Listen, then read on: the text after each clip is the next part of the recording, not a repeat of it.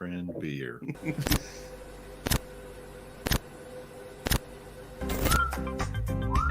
This is Stacy Marshall with Printwear Magazine. Matt Vassallo with the RhinestoneWorld.com. Richard Greaves with ScreenMaking.com. Brian Walker with RTP Apparel. This is Peter Walsh with M&R, and you're listening to the Two Regular Guys podcast. Podcast hosted by Terry Combs. Terry Combs. Terry Combs. and Aaron Montgomery. Aaron Montgomery. Aaron Montgomery. keep on listening. I don't know if these guys are that regular. All right. Well, welcome into the show. It is Friday night, February 25th, 2022. I'm Terry Combs, and you can find me at terrycombs.com. And I'm Aaron Montgomery, and you can find me over at oursuccessgroup.com. And welcome, special guest, Erich. You didn't know. You can find me at erichcampbell.com, as well as apparently in the darkest hotel room in all of the block, apparently. So I can still hear you from the bathroom. I'm not in with the other guys. I'm off doing producer duties from a different room, but hence I must have not gone to Aaron's class today and learned about lighting correctly. So I didn't bring lighting with me. And before anybody says so, I know it looks okay.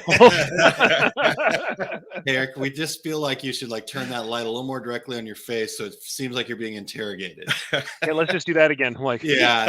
Tell him where the embroidery's at. Tell him where the embroidery's at. One more digitizing question, Erich. Come on. No, you can't make me. It was a great day today, but yes, definitely the lighting is a little rough, guys.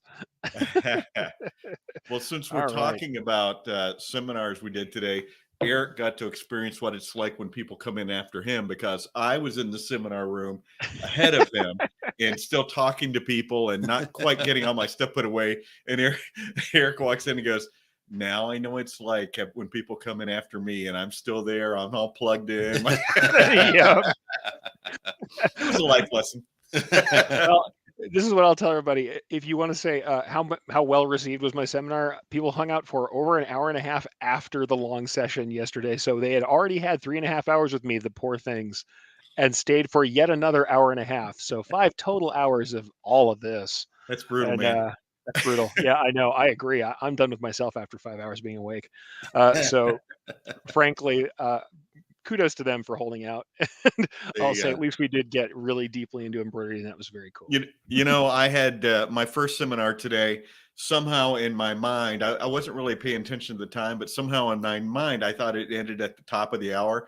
And then I realized afterwards that I had gone over by 20 minutes and nobody got up, nobody left, nobody said, I have another seminar to go to.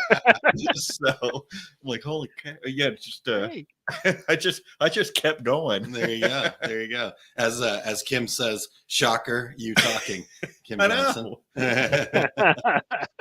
All right. Well, let's check in with some other folks here too, Erich, if you don't mind. Yes, Debbie Jean, appreciate you being here, and Chuck, thanks for joining us. We already got to see Kim Johnson in the chat. We also have Tanya Deutscher joining us from LinkedIn. We appreciate you tuning in over there. And Todd would like to know, put the light back on the face. Erich, on the night of February 25th, where were you, sir? Answer the question. Producing the show, I swear.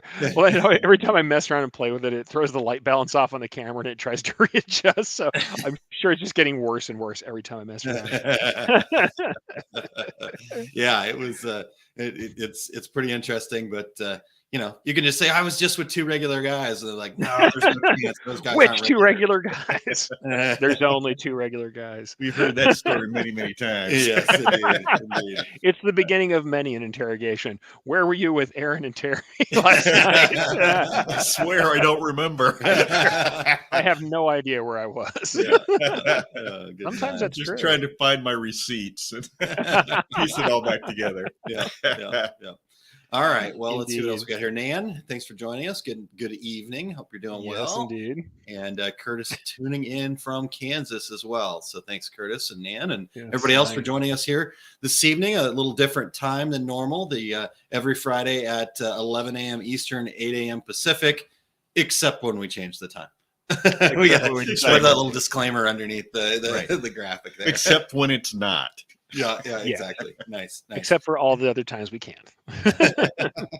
Most of the time, darn it. Most of the And time. it is after hours, so 2/3 of us have adult beverages. So Sorry, Eric. we're in Kansas You know- City, so we have to have a little bit of Boulevard. Yeah, Just There we go. telling you. Finest beer ever. Heavy is the head that wears the producer's headset. Yeah, right. Well, hey, actually, this is when you get a chance to finally get paid on the two regular guys because we're going to buy you a beer. Yeah. Oh no, believe me, when we're done here and I have to march through the incredibly cold weather, at least for me, I will be enjoying a barley pop thereafter. Thank you very much. All right. Well, yeah. In fact, we have to celebrate Eric's birthday tonight, even though it's Thank you. like 2 days Thank you. removed. We're still celebrating. It's actually we celebrate for the entire month of February. And I agree. Well, it is also embroidery month. Believe it or not, that is absolutely true. So it's like, Is yeah, that a thing? it's a thing. if it's not a is it thing, I because of make your it. birthday? No, but it should be. It's like the President's Day because of Washington Yes, and Lincoln's birthdays. But Hey, Mhm. I'll have you know, I am the Reggie Award-winning ambassador for all That's of a fact. decoration. Yeah, This is a you make a fact. good point there. You make a Make a very good point. point. Though I have to point out, I got if you didn't see the surprise stream over at the Embroidery Nerds, I got a birthday present today. Jeff came by with Matt and Adam from the Embroidery Nerd, as you know, and bjjhats.com. That's Adam's website where he sells his jiu-jitsu hats. That's And it. they gave Okay. me a gift because I am so often lonely and by myself, a plush nerd star from the Embroidery Nerds that they made. So if you haven't seen this, the people who are on the Nerds group love this stuff. And yeah, you don't get one, but I do. I'm special. Sorry, guys. There you are. You So, are special. Plush nerd star, now That's only existing in the wild here. But yeah. Thanks, You're always guys. a plush star to us. Is that a Yeah, Well- I think it must be a thing. I'm certainly stuffed. So, Yeah.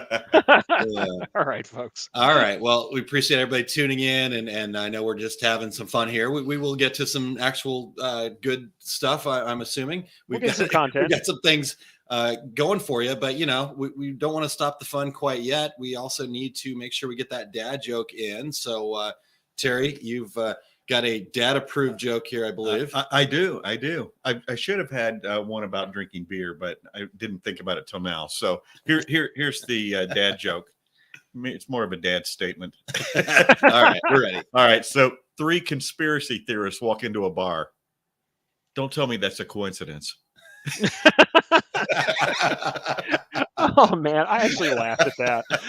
Now I'm embarrassed. See, when he shakes his head when he's on camera, it's even better. Yeah, right? everybody knows you're shaking your head at the dad joke. Well, for one time you got a funny one, so I laughed. I mean, it caught me by surprise this time, my man. yeah. All right. Hey, before we go any further, we want to thank everybody for checking out the Two Regular Guys podcast. We are always looking for new guests. So if you or anyone you know would like to join us, go to calendly.com/2, the number 2, regular guys, and share your show ideas. And we are always looking for folks. So we'd love to hear from you. If you're listening to the podcast version of the show, we would appreciate you sharing the Two Regular Guys podcast with all your industry friends so they can become regulators too. And we would appreciate you giving us a review on Apple Podcasts, Spotify, iHeartRadio, Stitcher, Amazon Podcast, or wherever you do your podcast listening. If you're watching us live right now, please join in with your comments and your questions. And we're looking forward to having a little bit of fun tonight. Yeah, indeed. We've already had some fun. And so definitely make sure that you're out there sharing that. And let's get some more people in here. We're going to talk about the seminars and some things that we hear at seminars and different things like that. So Terry did 2 today. Eric has done 2 already, right? You did 1 yesterday and 1 today. I had one today. Short one today. Yep, Yeah, how did yep. that go? Can't wait to hear about it. Well, yeah, we'll get into that. Real quick before we do that, I do want to share something new that we're doing over at our success group real quick. So Eric, I'm going to hit some buttons here. So sorry. Please, man. Go for it. Aaron from our success group here. I wanted to share with you about our book group, a program here at our success group where we work through a curated business book monthly. Each month, OBG will read and review a book covering different themes to give you a well-rounded education. These books are easily consumable. All are between about a 5 to 10 hour read or listen time. That's the other important part. there's always an audiobook available too. Part of this group, there's a managed, engaging Facebook group that's going to help you stay accountable. This group is moderated by a wonderful action taker, Wendy Rossman. Wendy's an active member in the OSG community, and she's also somebody that's going to help your business grow. At the end of the month, there are Zoom calls that encourage action. Knowledge is only as valuable as the action you take with it, and that's what we're all about here at Our Success Group. Check it out today at oursuccessgroup.com/OBG, and let's get started today. All right. Well, check out that group that's getting going here. And if you have any questions about it, just let us know over there at success@oursuccessgroup.com. So lots of good follow-up, some good follow-up to the dad joke there, Terry. We've got Todd sharing, even the flat earthers couldn't take that one. Hey, Todd, the earth isn't flat. You know how I know? You're nodding your head. Yes, right?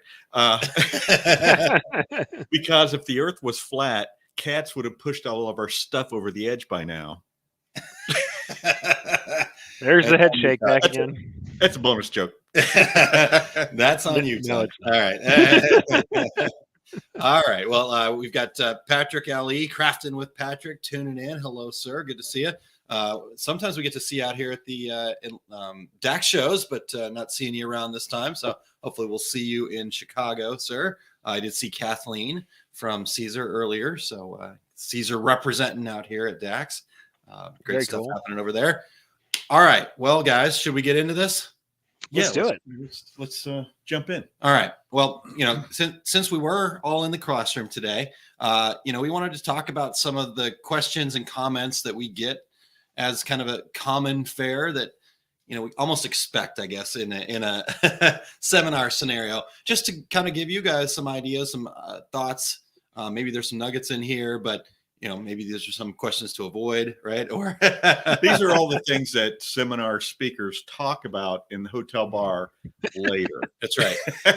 Not all of the things, but it's certainly among them. And that's where Two Regular Guys was born, in the hotel lobby bars after a trade show. So Right.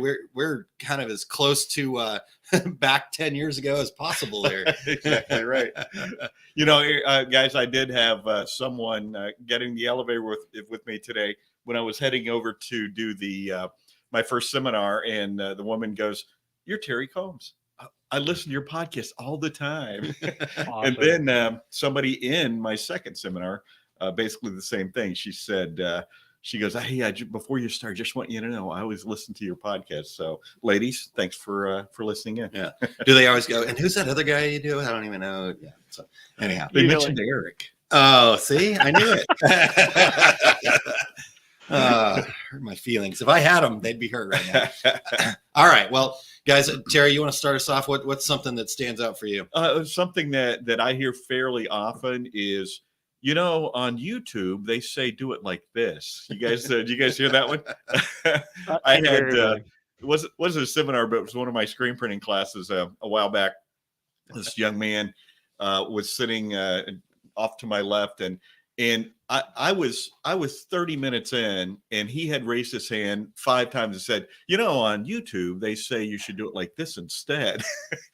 And I said to him, "Listen, I've never done this before, but I'm going to be forced to ban you from the internet because you have somehow found all the worst information that's possible to find. Everything you've said to me is entirely wrong. There's a lot of really good stuff on the internet. Nah, this guy was finding all the bad stuff." So, you guys hear that though in seminars, don't Yeah, you? sure.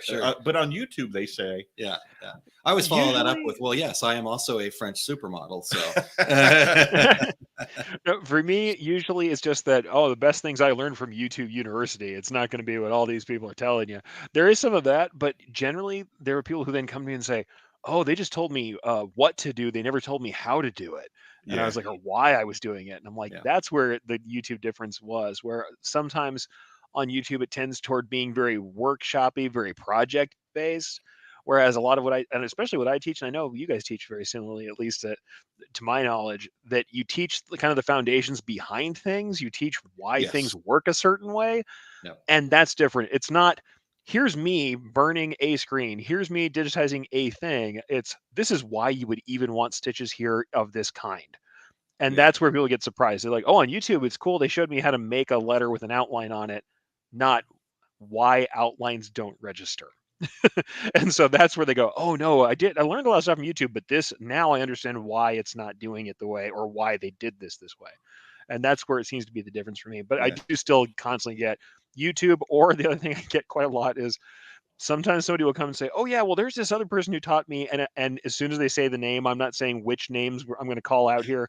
It's someone who I know is giving out information that I don't trust. And I have to kind of stop and go, well, you might want to try this instead and see how it works for you. And in the back of my head, I'm like, oh, this person again. Like, I don't want to have to answer their class one more time. I don't have to reteach somebody that they taught wrong. That's why we didn't get Erich beer for the show, because by the end he'd be calling people out, man. And another thing about this guy, I know you didn't ask this part, but I'm going to tell you anyway. No, I generally don't do that. But yeah, I don't get the YouTube University as much as I have. I took a class from this person and they didn't do it that way. And I'm like, well, has it been working for you? Well, no, I wanted to come to your class and see there's something different. I'm like, well, then why are you telling me what the other guy told you to do? But this time around, not a lot of that, just a lot of really insightful questions, honestly. It was pretty good this time. I have to say, this has been a really great group of people who asked a lot of pointed questions. Also, boy, definitely put me on the spot to make sure I had something to say, but asked a lot of really good questions. Nice. Yeah, I actually had an opportunity to speak with a gentleman today, not in one of my seminars, but out on the show floor. And he was talking about our program that we did recently about niche marketing. And he hadn't had a chance to watch all of it yet, but he, was really interested in that, because he had actually I don't think it was an industry person, but somebody that he had learned something from was talking about the fact that you shouldn't have a niche market when you start off, that you should just let the niche come to you by, trying to be all things to everybody. And I was like, ooh, wow. And then, so I kind of said, okay, you got a lot of money, got a lot of time and extra time in your hand. I can see that being the case if you want to go spend the $6.5 million on a 30-second Super Bowl ad. But again, it's just a different way to look at things. And I think that's kind of one of the cool parts about having this opportunity to do these face-to-face seminars is that you can have that kind of a conversation. Whereas if somebody's just on the other side taking it in, maybe you could type something in the comments really quick, but to be able to go back and forth enough to dig into, like Erich was talking about, why is it that, so for us, why is it that we're so passionate about niche marketing? And I was able to explain it. Well, here's how I see it, right? If you're focused on something, you can be really focused on that and become the best in that space. I use the Brett Bowden story of then you're attracting in other things outside of that. Right. So your niche may change or grow over time, but you're not wasting all of your time and money just hoping something's going to stick. Exactly. And I think that all the three of us as educators and all of our friends who are educators, I think that's kind of the thrust of what we do in our seminars, is not only say, here's what you should do, but and here's why. Here's the reason behind all of it. And my seminar out in Long Beach a couple of weeks ago, and I know we mentioned it on the show before, but it was everything you hear about direct-to-garment printing on the internet is wrong, because there's so much misinformation out there. Someone in the class did say, though, but you're on the internet. And I said, oh, I probably should change the slide, small parentheses, except for what Terry tells you on the internet. Yes, that is true. We are streaming live to YouTube right now. So it's not that we're poo-pooing on all that information. It's the fact that to just take somebody's word as gospel without finding out why and digging into that. And because, don't tell Terry this, but he might share something with you that really wouldn't work for you. And that's okay. That doesn't make Terry stupid. It doesn't make you stupid. It didn't work for your particular scenario. And so you want to, the great part about what Terry does and what Erich and I, try to do or emulate, I know Erich does really well with this, is the fact that it is about getting into, okay, why is it that we suggest this though? Like I talked about with the niche marketing, why I felt that's actually the better way, and going from there. So I think that's kind of fun. Yeah. And I think a lot of us, we're teaching from experience. If I tell you about digitizing things, I spent the better part of 20 years digitizing in-house for a shop. I don't Well, he have was to talking quit, to you us know. on the Two Regular Guys. Honestly, yes, yeah. If I really want to, I can point to the pieces I made. It's one of those things where I'm not trying to tell you something I don't know. It's stuff that I've actually handled with and dealt with. And sometimes on the internet, I do tell everybody, I like people to teach at every stage that they're at. The thing is, there are some people who are coming out and just saying, okay, I just figured out how to do this thing. This is the only way to do it ever. And you're like, okay, you just figured out how to do this. And now you're going to canonically say, this is the only way to do it. Yeah. Maybe, maybe not. And I have a tendency to tell people the same kind of, this is the same joke. Here's my dad level joke that I talk about with digitizing all the time. And it's absolutely true, but this is the one that I say in like every other class. Like whenever I teach 3D foam, if you ask 3 digitizers how to do 3D foam, they'll give you at least 5 answers and probably 2 of them will work. So there are multiple ways to take things on. And honestly, if you listen to me, if you listen to somebody else, you listen to, hey, Justin over at the Embroidery Nerd did a class on 3D foam. We all have slightly different ways of doing things. Sometimes they overlap a great deal. Sometimes they don't. They might both work.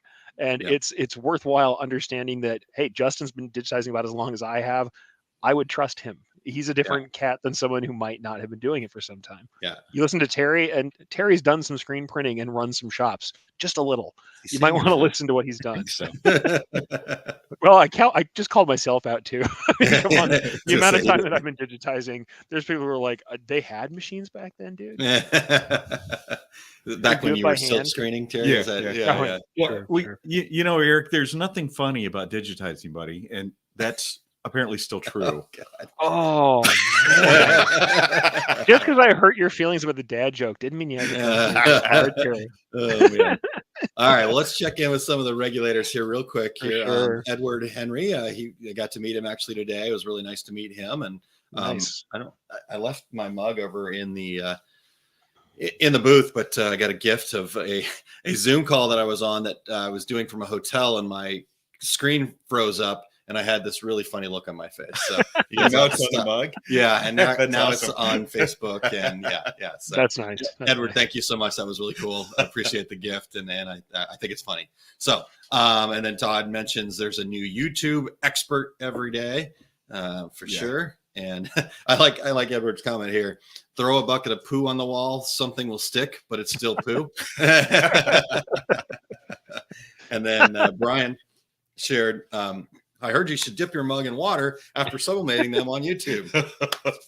I'm enjoying a peaceful beer. I'm going to go over there and get your soapbox. And come over here and stand on it and talk about that.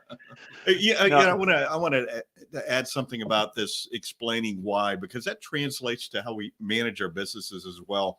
You know, if you're a manager and you've got production staff or whatever staff, when you talk about, you know, here's what we're going to be doing today, or here's the change we're going to be making. It's always better. It's always more productive when you say, we're making this change in the company, and here's why we're doing it. And the employees are much more open to it.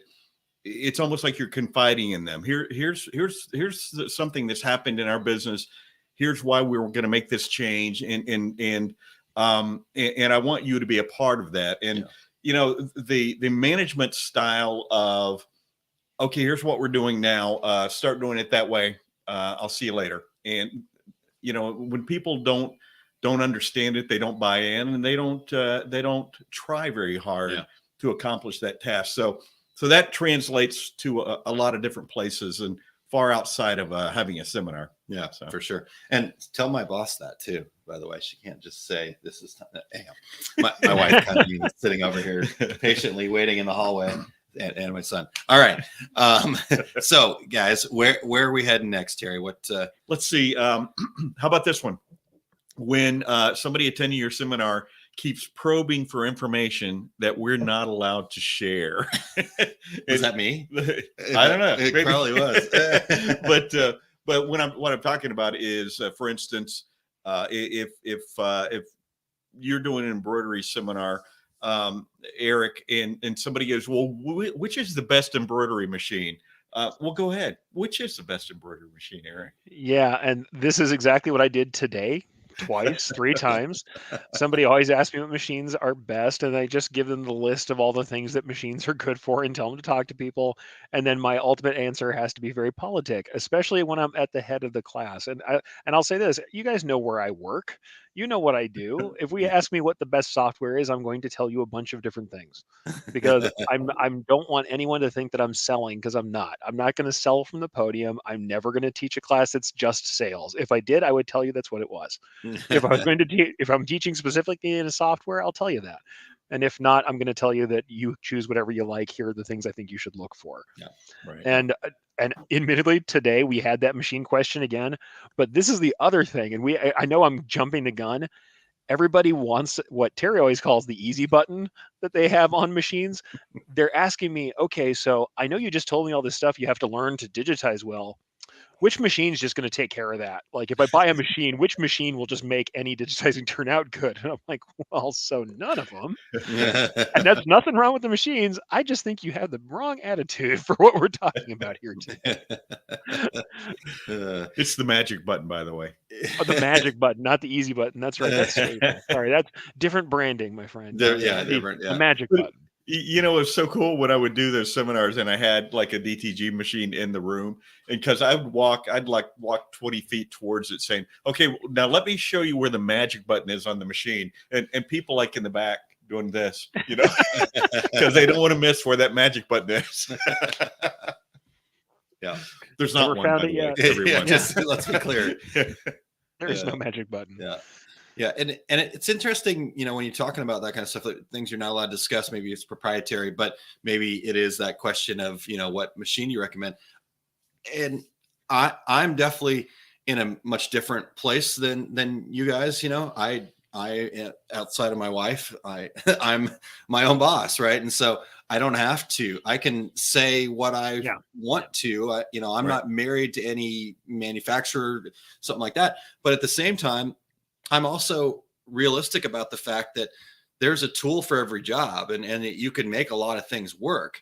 You know, what I like to share with people are again, going back to explaining why, you know, we're talk about sublimation, for example. You know, for me personally, I would never buy a machine where I was putting in third-party ink into it. But that's just for me personally. I know people that are very successful with doing stuff like that.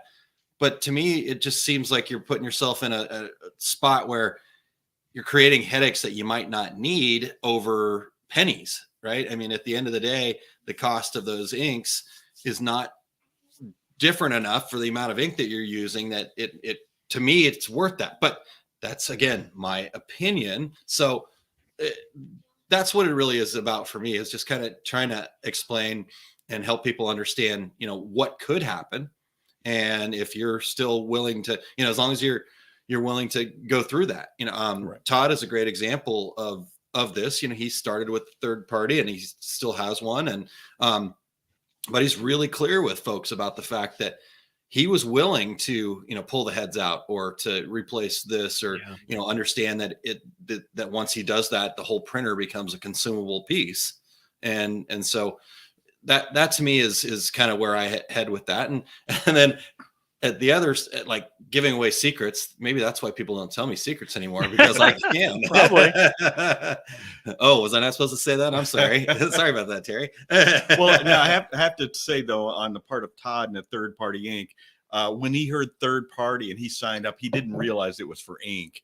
He thought it was literally a third party he was going to be attending. And then he said, well, okay, since you sent me the ink, I'll try it. I like that. Yeah. No, and it's funny. I think when we're talking about this, I'm sorry, I didn't mean to cut you off. Oh, no, you go.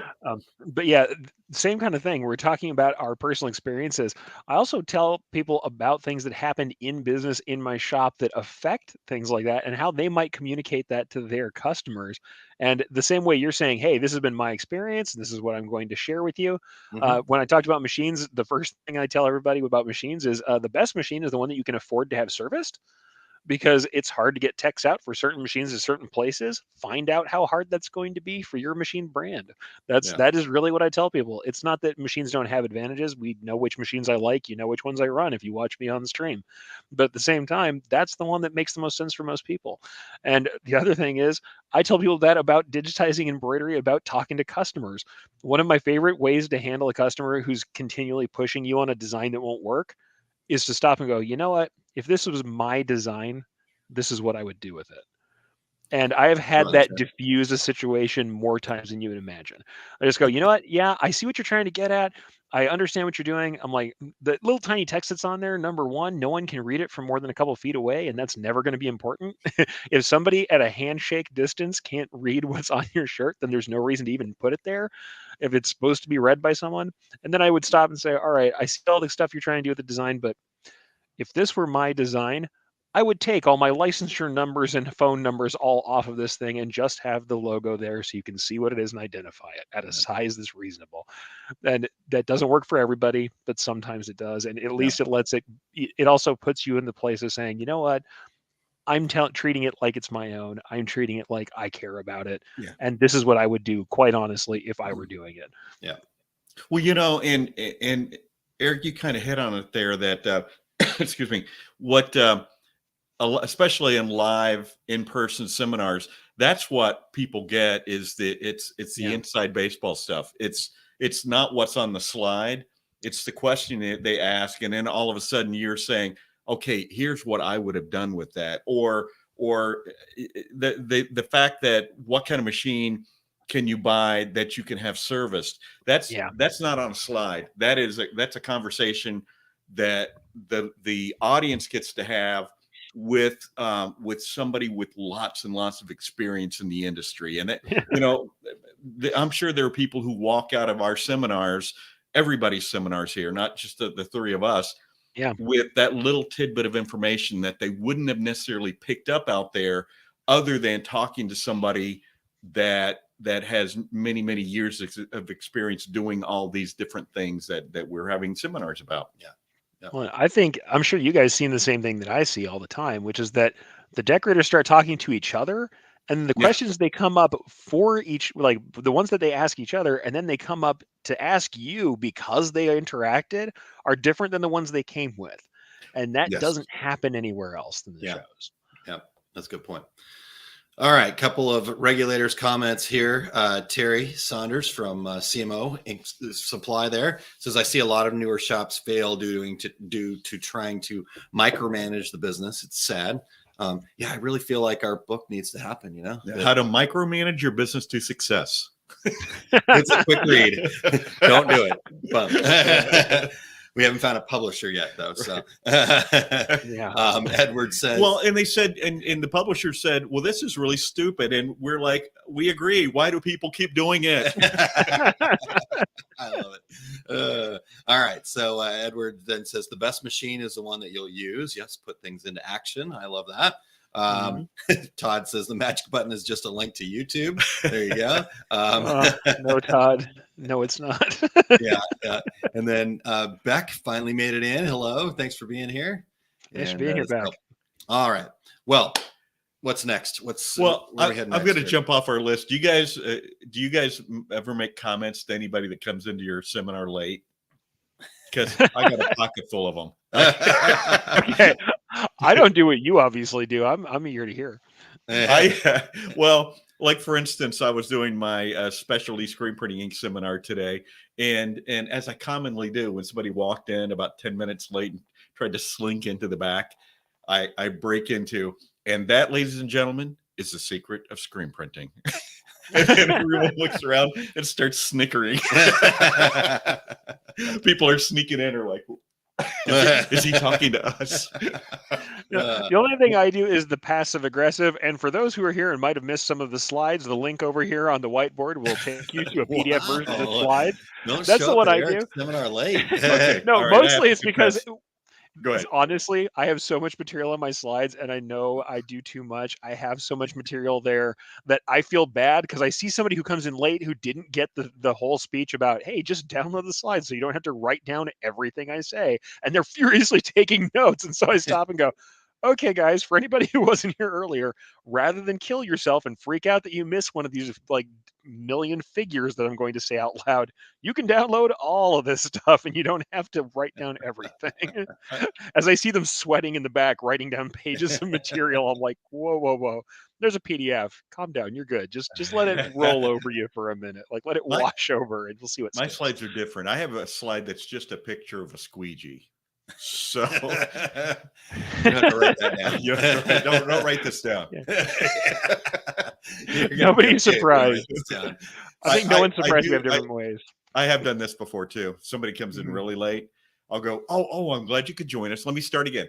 My name's Terry Combs. Sure, Aaron's worried about what I say to people. Terry's stopping and really pointing them out. Oh yeah, brutal. Yeah, just don't show up late. That's right.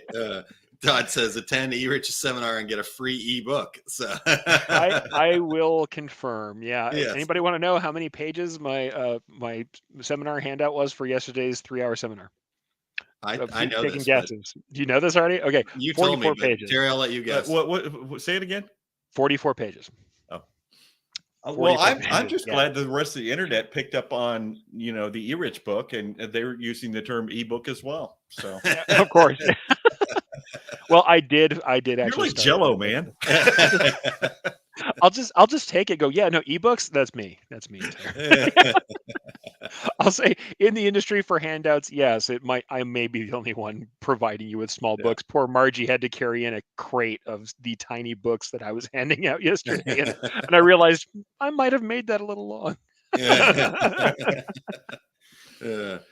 Well, in my seminar, I did have a gentleman show. So we were talking about content creation, and I wanted them to get out there and share and start to get over that a little bit.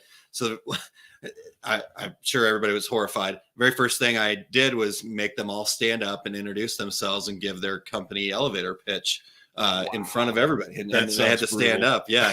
So I'm surprised nobody walked out at that point. But I was nice. I had a gentleman walk in after that, and I did not make him do it. I now, in hindsight, I realize I probably should have. You had an entire opportunity. No, Before you take your seat. Yeah. While you're standing, here's what everybody else just did. So go ahead. So anybody else not looking forward to Aaron's next class yet? I was like, I know how to do that, and I'm still about to sweat. That sounds bad, man. No, I know. It was for a good reason, because at the end we wanted to see where our elevator pitches would get to, how we'd change when we started learning how to tell a story differently. And plus getting that out, we had a smaller class because that's the kind of seminar it was. And I felt like everybody did a really great job, and awesome. So I was really proud. We gave ourselves a round of applause afterwards. So it's a good way to get started yet. So all right, what else we got there? How about this? Anybody have someone in your in a seminar, not necessarily today, but in your history of seminars, that just that perfect lead in to your next slide? And it's Absolutely. like the third time you're clicking, right? And they say, so, but what about this? What if you do this? And you click the next slide, and there it is on the screen. Picture of squeegee. Yeah, a picture of squeegee. but what about squeegees? Nothing more than just, what does it look like? Click, there it is. Right? After the third time, I'll say, Jim here is actually my cousin. He travels with me to these events, and he has a list of questions that he asked me, so I can click to my next slide. Wow. Yeah. Didn't have that one this time, but I did get to steal one of your lines because somebody asked me a question that's really good, and I was like, that seems like something that should go right here in the deck, actually. So I'm like, next time everybody will be a lot happier than they are this time. Thanks, buddy. Because the guy in the back row just hit me with a question. I was like, wow, that really should have been this deck, and I should have thought of that. It's like, thanks, man. Next, I'm not going to credit you next speaker or seminar speaker rule to that is the next time you mention it, you mention that person as having brought up that question. One time. Then after that, it's free and clear yours. You thought of it. Yeah. Yep. That's where I got to steal your line. I told him that. I was like, there you go. I'll let everybody know you told me next time. Nope. After that, I'm just Yeah. How about this? Hold on. Can I get yeah. one? So talking Sure. about the go on to the next slide and the Let's perfect do it. lead in. Let's do it. So I didn't have that scenario.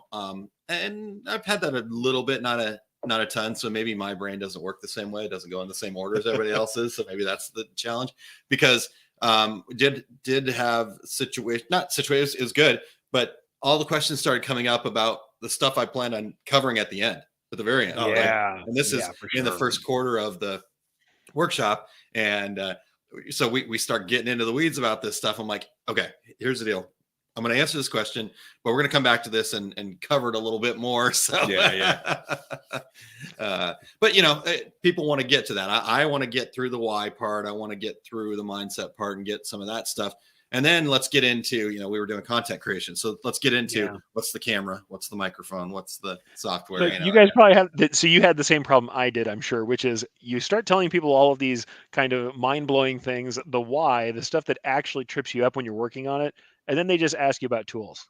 I literally had somebody stop and go, well, is it better to use a mouse or a pen tablet? And I'm like, that's the thing you're worried about? I use both, mostly the mouse. What do you need a brand or something? Like, I'm like, no, that's not really the thing that's going to stop you from getting stuff right on the machine. I promise. Like, that's actually one of our topics here. Things that come up that are totally off the subject you're talking about. Well, I get where it's coming from, because when I look at a lot of the people who are the great digitizers out there that people know who are doing a lot of fine art digitizing, they're using pen tablets. They've got like a Cintiq, Wacom Cintiq, which is like a monitor that you draw directly on, something like that. I have one and I sometimes use them. I'm a little old school. I'm usually just keyboard and mouse. But the thing is, I really have had people say, so what kind of mouse is really the best mouse for that? I'm like, the one that doesn't hurt your wrist forever. The one that doesn't give you carpal tunnel. I don't know. That's probably not our problem. That's not what made your design not turn out, for sure. I can promise you that's not why it didn't work. Like the compensation rates on your satin stitches probably not set by the fact that you bought the wrong mouse. I promise. But at the same time, I do get it. Erich, that's kind of like some questions that Aaron had for a little further down the road, but that led perfectly into my next slide. So, right. Is it perfectly into the next question? Well, he jumped ahead, but yeah. Okay. So. All right. How about this? The thing that seminar speakers, especially new speakers, fear more than anything. The question that stumps you. Anybody have those? I had something similar today, and it wasn't the question that stumped me. Somebody walked up with a handful of samples from a design that wasn't working. And it wasn't that it stumped me, it's that it was complicated. I'm looking at the design going, okay, you've got 2 designs from 2 digitizers on 4 kinds of fabric, and this is going wrong here, this is here. I started analyzing. I'm like, I don't have the file in front of me. All I have is the embroidery. And so I'm feeling it. I'm looking at it. And I'm sure I look like some psychometrist trying to get a reading off of the thing that I'm touching and feeling and staring at and closing my eyes. But I'm trying to figure out all the stuff about it. And I had to stop and break this design down in front of them. I mean, I'm sure it was like Sherlock Holmes. I'm seeing figures in my mind trying to sort this thing out. And it wasn't stumped me so much as I had to stop and go, all right, there's about 6 things going wrong here. And then you brought me another sample of the same thing on different material. And there's about 3 different things going wrong on this other sample. Where do we want to start with this? Because we probably have, we got a good half an hour here to work with this. And I don't know, without cutting everyone else off around me, maybe you can hang out, let me answer the quick questions, and then we can stop and go over your whole thing. It turned out fine. We had time to hang out and do that. But it was one of those things where it's like, okay, there's going to be more here than you probably want to hear. You want me to tell you, change this setting by this much. And I've got about 6 things you're going to have to alter just to get close. So I think Erich's basically telling us he's never been stumped before. That's what I'm hearing. I feel like that's true too. That's probably not true. I can only really think of one. Pardon me. It was here a couple of years ago, and I was talking about plastisol inks, and a woman in the back was naming some ink, and her supplier said that's going to be the ink of the future, and there won't be any more plastisol. And she was talking about a brand name, and I was like, well, what kind of ink is it? What are they saying? And then I realized it was just a brand name for water-based ink, and I'm like, oh, okay, I understand what you're saying now. But at first I'm like, is she talking about some ink that I don't know about and everybody else in the room does? But yeah, I guess. And you know, back to your previous comments, Eric, I think sometimes also you have to say, you know, this question is a lot deeper and it's going to take a lot more time than what this seminar is going to allow. So, you know, we can talk after, or I'm always saying, hey, take my card, send me an email, and let me get into a little more explanation on this.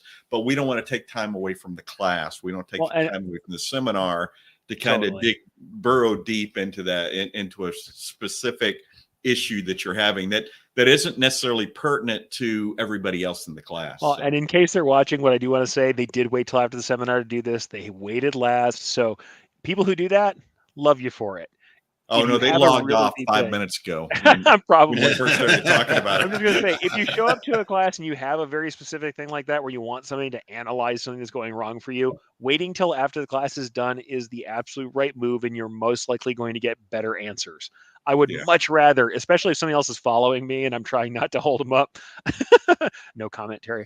But I will sit in the hallway with you and go over the whole thing if I have time. If I'm not headed off to something else that I'm contractually obligated to get to on time, I will sit there with you and hang out. But if it's in the middle of the class and I watch all the other faces drop as I know that they want to get to the rest of the material, then I'm not as happy about answering that question later. Like, and it doesn't happen very often. Most people are very respectful about everyone else's time. So, like I said, these people came in after the fact and were definitely cool about waiting till the end.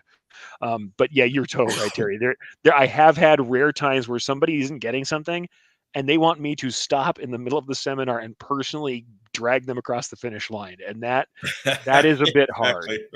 That's a real stumper where I'm just like, I've said all the words that I know that pertain to this, and for some reason that is just not connecting, and I don't know how we're going to get there. Like those are all the words I know to describe the thing I've described.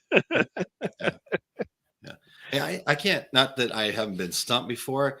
I can't think of a specific instance myself personally where it's gone that way. I guess maybe I've gotten so good at over the years, because in working, you guys know this too, especially Terry, even in working in the booth, right? You're going to get, so that even when you're not teaching, you're going to get questions that are a little bit hard to answer just on the spot. And so I guess I just got so good at pushing it off, right? You know, not the redirect. Answer it.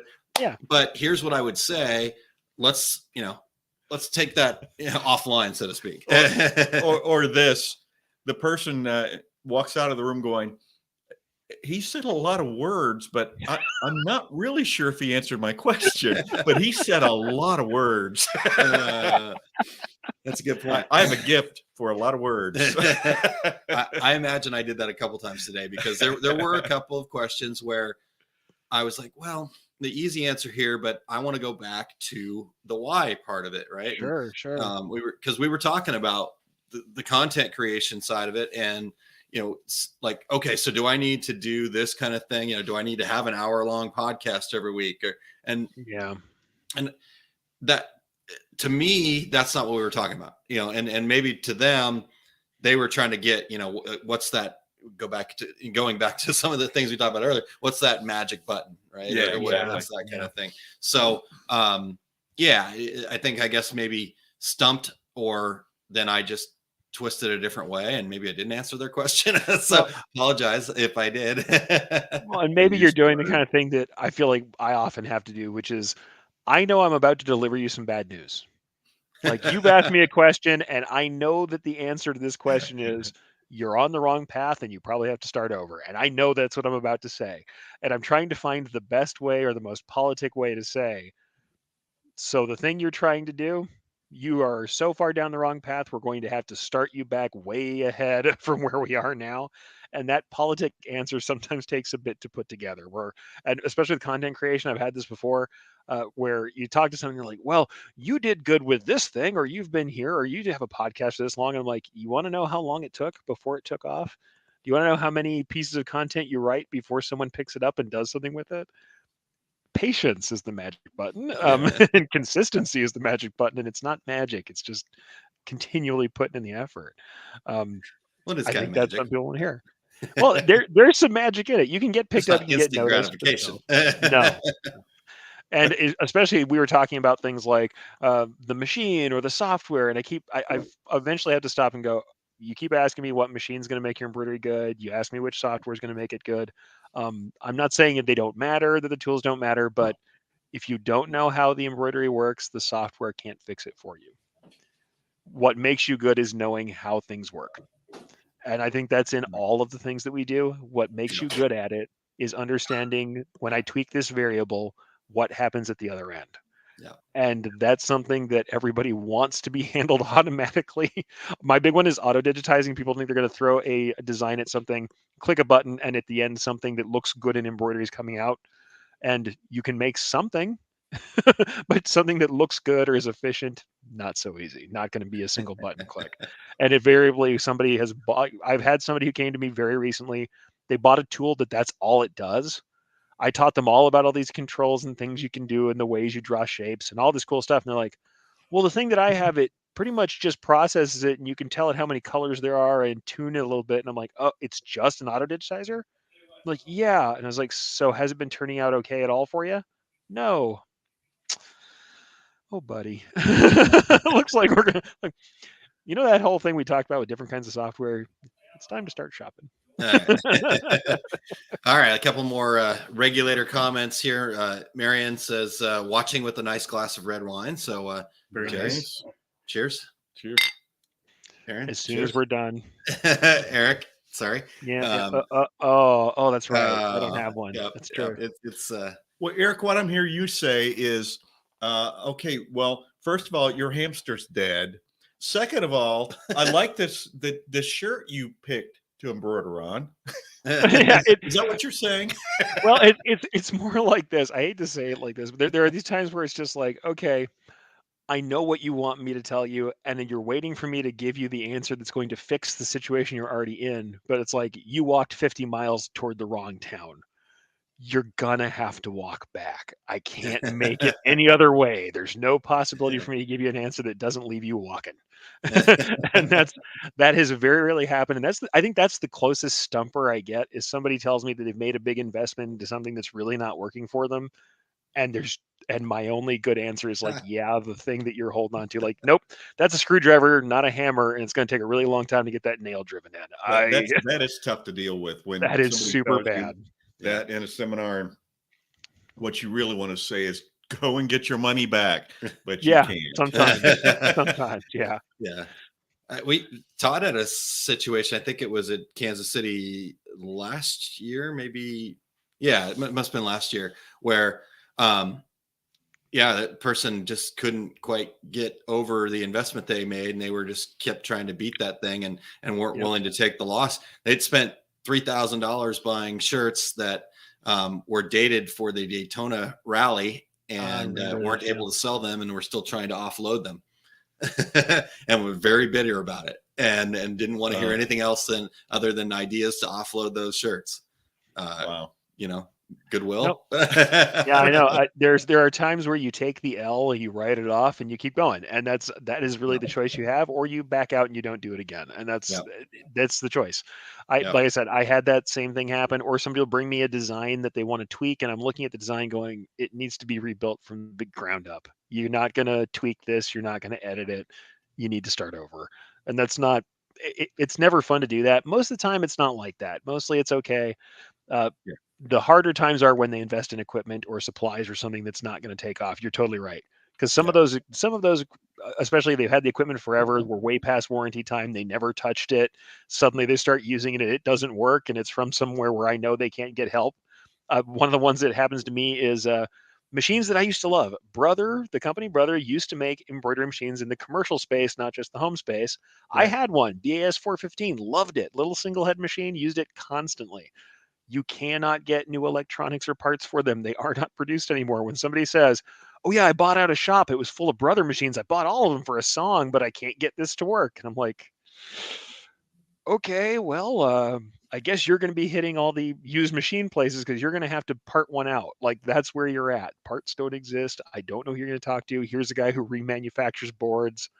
But yeah, you can't just call a guy and get something sent out to you. It doesn't exist for you now. Yeah. And that's the hardest part. I think, especially used equipment, people will be trying to learn digitizing or embroidery on equipment that doesn't run very well. And then they don't know that that's why it's not turning out, because, and I'm sure you guys had the same thing where it's like, it's holistic. File has to be good, machine has to be in operating order, and you have to be able to operate the machine correctly. If any leg on that stool is not right, the thing won't work. Your eventual output won't be all that good. Mm-hmm. And sometimes somebody's missing one leg off the stool and you don't know how to help them with that. That's probably the worst. I mean, but it doesn't happen that often. So usually I don't have to feel bad like that. Yeah. Yeah.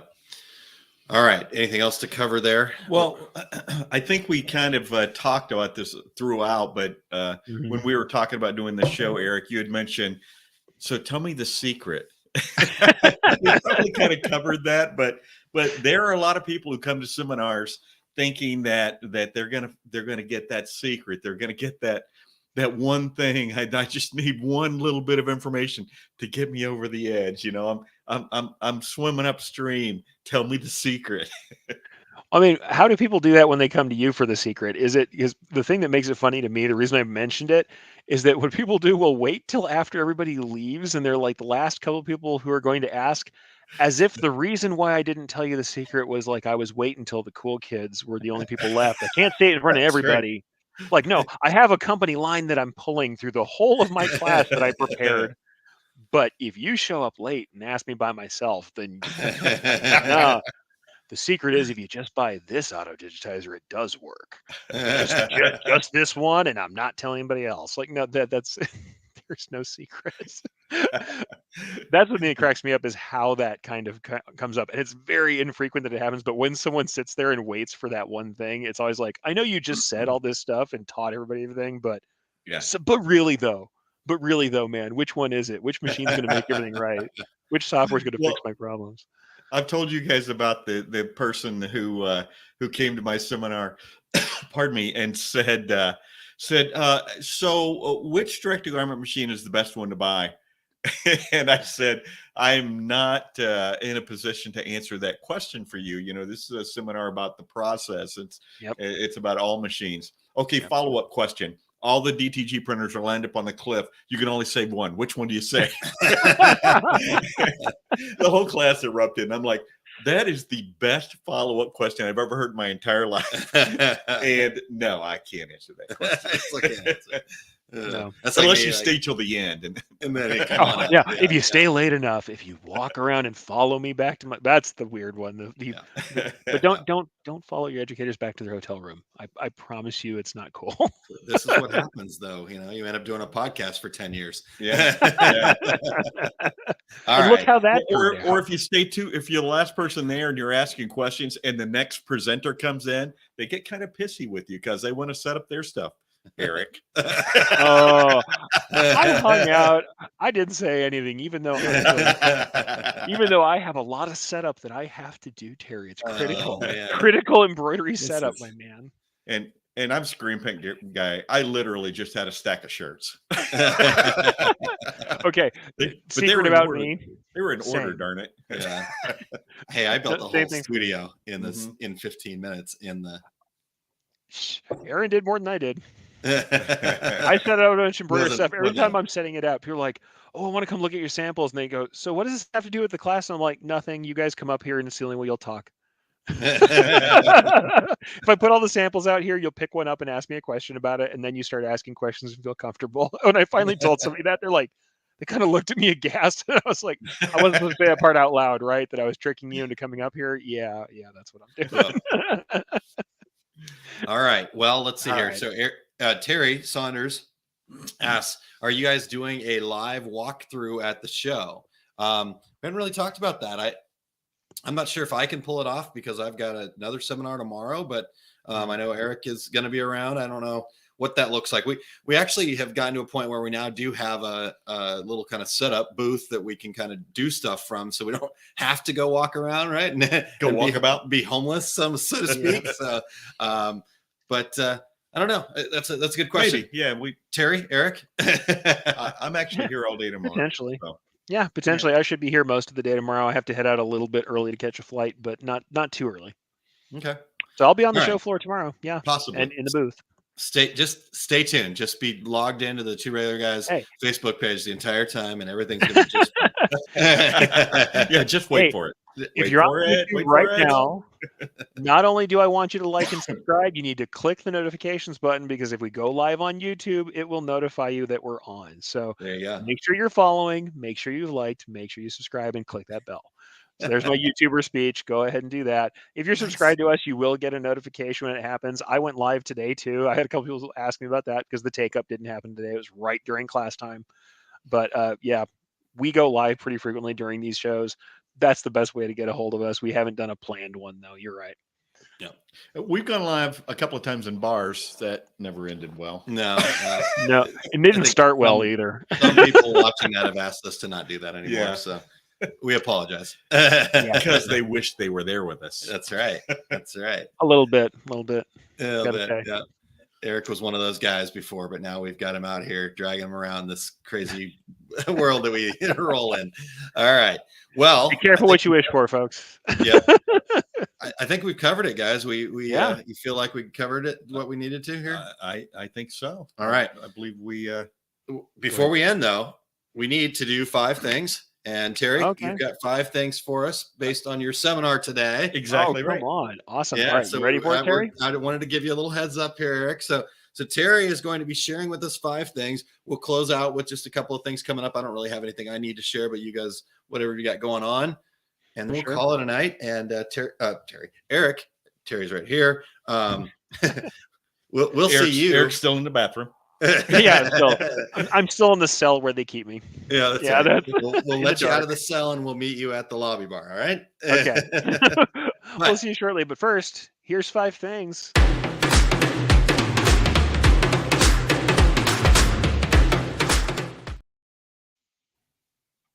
All right. I was trying to get out of the shot. All right, 5 things. I did a seminar today about printing with specialty inks, and so I was thinking today about 5 things and thought why screen printers should use specialty inks. Number 1, it separates you from the competition. Most screen printers just use standard plastisol ink, nothing more. Number 2, it provides you with new options to offer your customers. Number 3, showing what you can do improves your standing in the industry within your marketplace. Number 4, opens you up to new opportunities for your own business. And number 5, and this is the most important one, I think, the attention to detail doing specialty inks requirements makes you a better decorator. So those are my 5 things. All right. Welcome back. Welcome back. Good. It's like you've done this Tuning back before. Yes, very good. I love that 5 things. Great stuff. Yeah. Letty Walker says, can't wait to see what you guys go live on tomorrow. So, yeah, Well, I will be doing Small Business Saturdays live from the booth tomorrow morning at 9 a.m. Central Time. So, Nice. yeah, but walk around. I don't think we've got that planned yet, but we'll try. If once I'm done with my seminar too, I can see. Yeah, thanks for putting us on the spot. No. You Good said the point quiet there. part out loud again. Quit doing Yeah, that. yeah. All right. Well, Jerry, what's coming up for you? I'll just do real quick. March 1st, next Tuesday, I'm going to be talking learning curve on screen printing compared to direct to garment. That's going to be an Equipment Zone webinar I'm going to be doing with Jay Bassell. It is free at equipmentzone.com. And again, that's March 1st. I believe it's 1:00 Eastern time. And then I'm going to be in Atlantic City, March 24th. I'll be doing everything you hear about DTG printing on the internet is wrong. And the next day on the 25th, I'll be doing screen printing specialty inks again. And real quick, I will be at Atlas Screen Supply in Chicago, March 5th and 6th for the screen printing class there. So I guess that's sooner than these other events. That's next week. Yeah, so next week for that. But then you're back in Phoenix, right? Correct. Yeah, back in May, right? Did you share that one already? I did not. I will be doing my workhorse class. I did one last weekend. It was really successful. I'll be back at Workhorse Products in Phoenix on May 21st and 22nd. So Nice. How about you, Erich? What do you have? All right, mostly what I have coming up is just the take-up. I'm going to actually move the take-up off to Sunday. We're going to do a DAX wrap-up on the take-up. So watch for the new space and time. I will announce it and get it put up as soon as I get back into town, into Albuquerque tomorrow afternoon. So we will do a quick wrap-up and talk about DAX again on the take-up with a little bit more focus on the embroidery stuff that I taught and the questions I answered. So you can find all of that stuff at erichcampbell.com. which I would love to bring up on screen if I didn't just scroll right past it. There we are, erichcampbell.com. Luckily, that Erich name that everybody is so fond of pointing out is easy to search online. You'll be able to find me throughout YouTube and honestly LinkedIn now. People have been watching a lot of the shows on LinkedIn and even Twitch. So streaming everywhere. You'll get the take up this Sunday on Twitch, and he games at the same time. It's amazing. I don't think I have time for that, but believe me, if I thought I could. I really thought those embroidery video games would catch on. Who knew? Yeah, for some reason, the funny thing is, as much as we say that today, one of the comments I got was, "We wanted to watch you digitize," and I'm like, "Watch me digitize?" I'm like, "Is that really what you want to do?" And I'm like, "All right." Hey, everyone, that's going to have to be with sound off.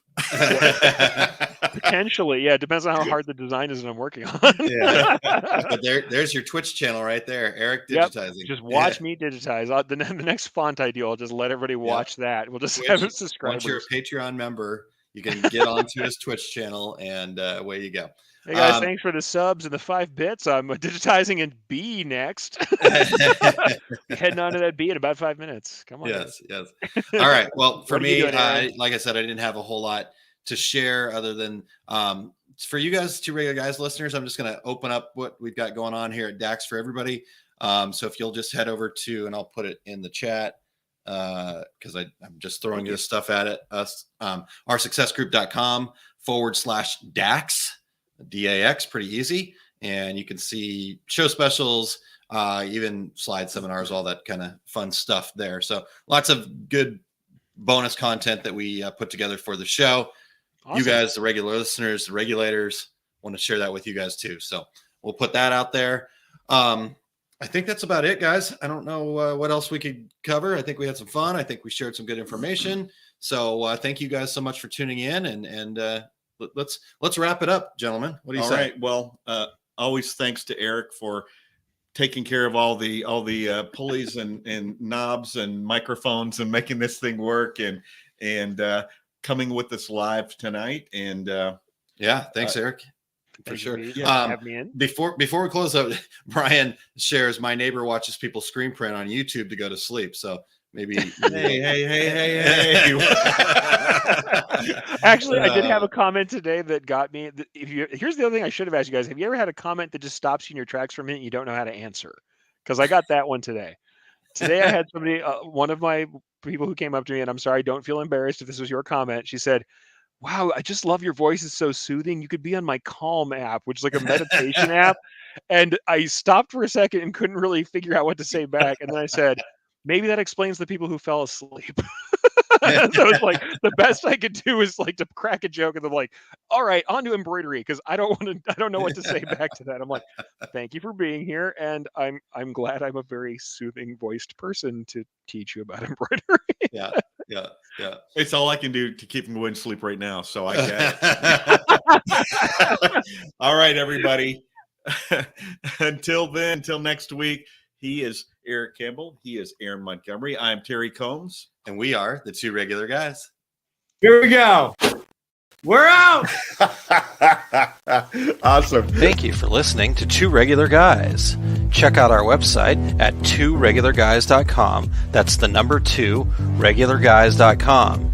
You can also interact with us over at our Facebook page, facebook.com/tworegularguys, or send us a tweet, twitter.com/tworegularguys. And we have a YouTube page. You can find all that from our website, tworegularguys.com. Thanks for tuning in, and we look forward to spending some time with you again next week.